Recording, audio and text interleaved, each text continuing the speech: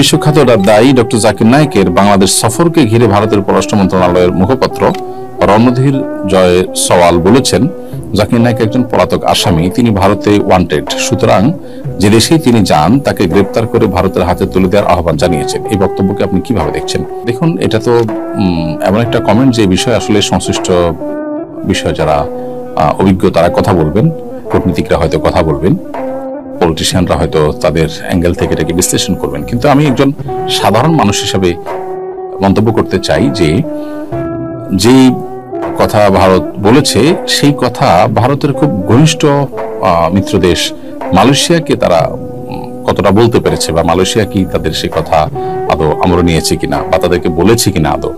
Malaysia তো doctor Zakir নায়েককে অত্যন্ত শ্রদ্ধার সাথে সেখানে তারা গ্রহণ করেছে এবং স্থান দিয়েছে।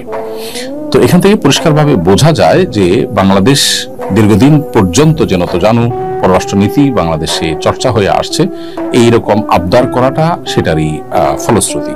তা না হলে পাল্টা আরেকটি প্রশ্ন করা যায় যে বাংলাদেশের সাবেক ফ্যাসিস্ট সরকারের যে প্রধানমন্ত্রী ছিলেন তিনি এখন ভারতে আছেন এবং তার নামে তা মামলা হয়েছে, বিচার চলছে। ভারতের কি উচিত না তাকে বাংলাদেশের হাতে তুলে দেওয়া?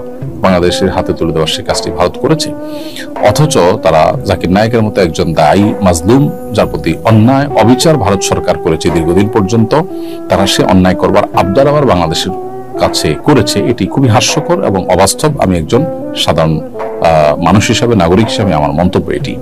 আল্লাহ রাব্বুল আলামিন ইসলামের দায়ীকে হেফাজত করুন এবং তার বাংলাদেশ সফরের যে সম্ভাবনা দেখা দিয়েছে সেটা আল্লাহ তাআলা নিরাপদ করুন, আমরা দোয়া করি।